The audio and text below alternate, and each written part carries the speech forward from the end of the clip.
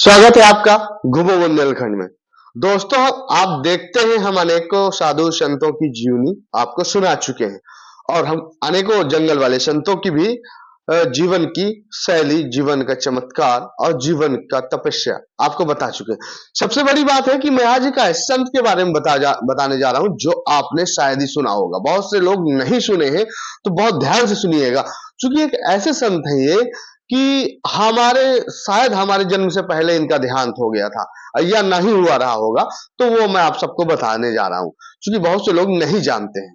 वो एक ऐसे संत हैं जिनके सामने इंदिरा गांधी, राजीव गांधी और आपके अटल बिहारी वाजपेयी, लालू सिंह या मुलायम सिंह, ऐसे तमाम राजनेता अपनी विपरीत परिस्थितियों में उनके चरणों में नतमस्तक होते थे और इसके बाद उनको चरण स्पर्श करते थे। मैंने एक कहानी ऐसे सुनी थी कि जब वह संत ने कह दिया था कि जा इंदिरा गांधी, तेरा हेलीकॉप्टर नहीं उतरेगा, मैं कह रहा हूं, तो उसका हेलीकॉप्टर नहीं उतरा। उसके बाद उन्होंने कई सारी कहानियां चर्चित हैं।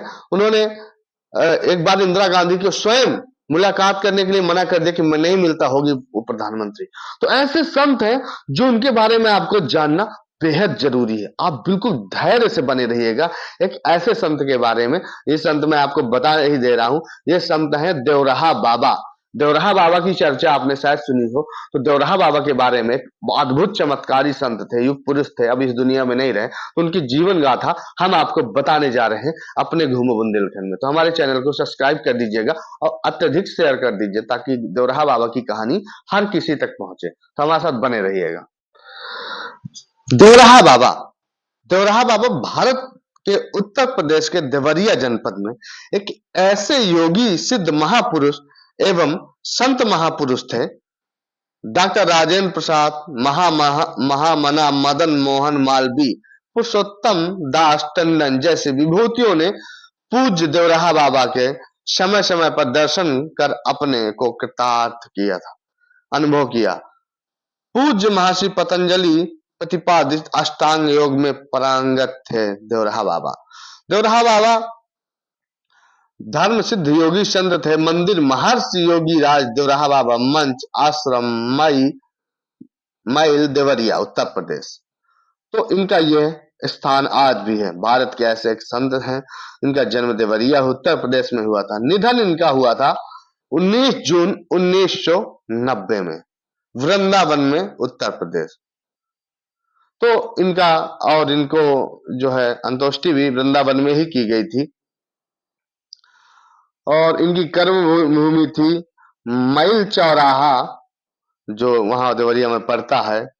पितृ देवता, धार्मिक जीवन काल इनका पद पितृ देवता था। देवराहा बाबा का जन्म अज्ञात है, यहां तक कि उनकी सही उम्र का आकलन भी नहीं है। वह यूपी के नाथ नदौली ग्राम, लाल रोड, देवरिया जिले के रहने वाले थे। मंगलवार 19 जून सन 1990 को योगिनी एकादशी के दिन अपना प्राण त्यागने वाले पूजनीय बाबा जी के जन्म के बारे में संशय है। कहा जाता है कि करीब 900 साल तक जीवित रहे थे। बाबा के संपूर्ण जीवन के बारे में अलग अलग मत हैं। कुछ लोग इनके जीवन 250 साल तो कुछ 500 साल मानते हैं। कुंभ कैंपस में संगम तट पर धूनी रमाए बाबा की करीब 10 सालों तक सेवा करने वाले कर्म मारकांडे महाराज के अनुसार पूरे जीवन निर्वस्त्र रहने वाले बाबा धरती से 12 फुट ऊंची लकड़ी से बने मचान बॉक्स में रहते थे।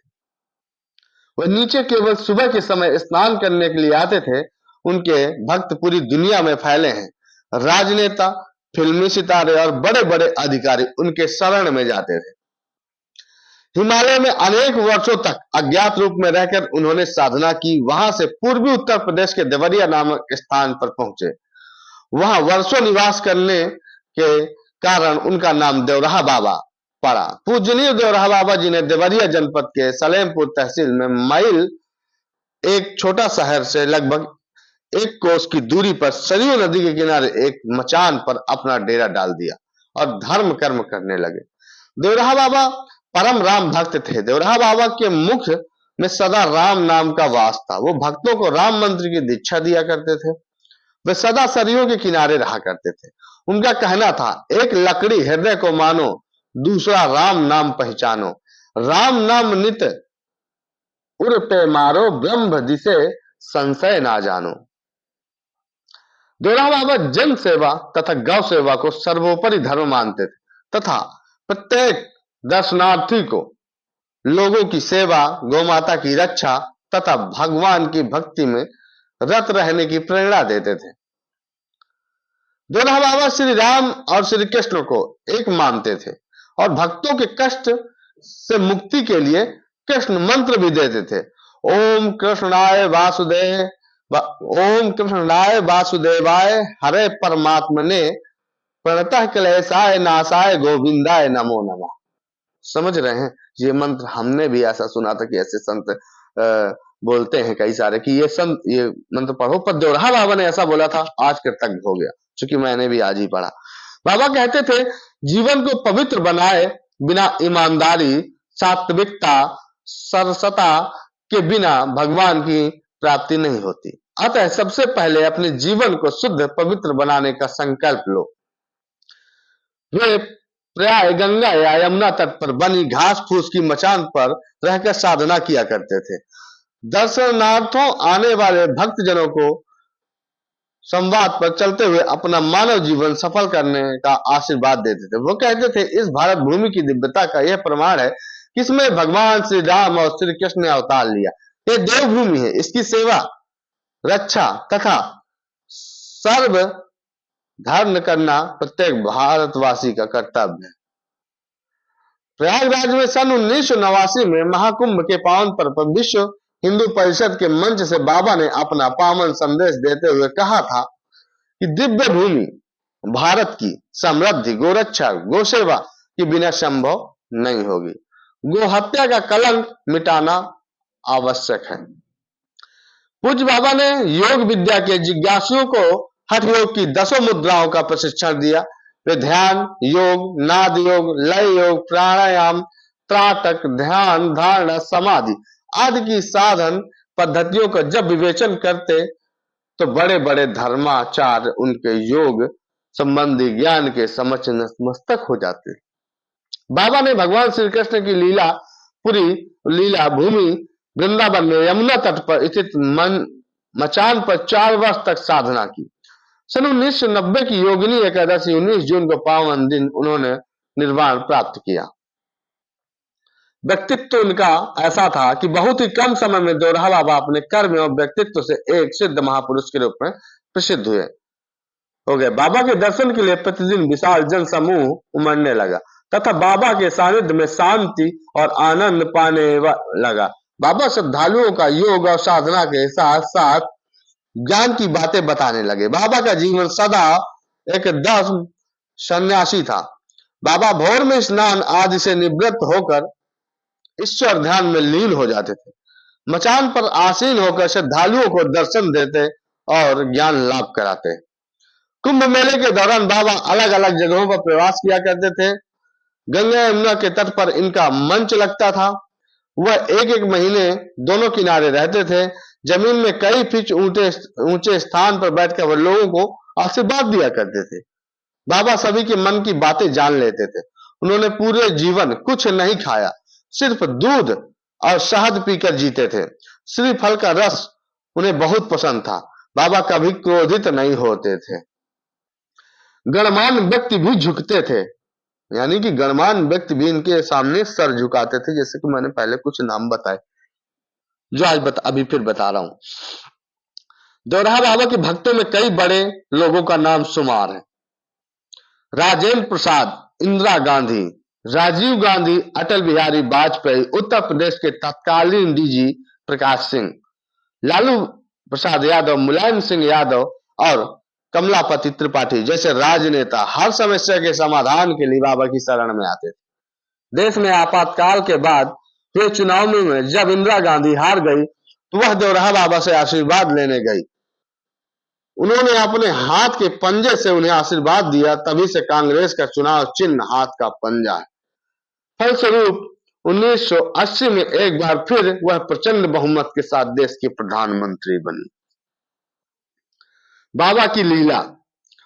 श्रद्धालुओं के कथानुसार बाबा अपने पास आने वाले प्रत्येक व्यक्ति से बड़े प्रेम से मिलते थे, सबको कुछ न कुछ प्रसाद अवश्य देते थे। प्रसाद देने के लिए बाबा अपना हाथ ऐसे ही मचान में खाली भाग में रखते, उनके हाथ में फल, मेवे या कुछ अन्य खाद्य पदार्थ आ जाते, जबकि मचान पर ऐसी कोई भी वस्तु नहीं रहती थी। श्रद्धालुओं को कौतूहल होता था कि आखिर यह प्रसाद बाबा के हाथ में कहां से और कैसे आता है। जनश्रुति के मुताबिक वह खिचड़ी मुद्रा की वजह से आवागमन से कहीं भी कभी भी चले जाते थे।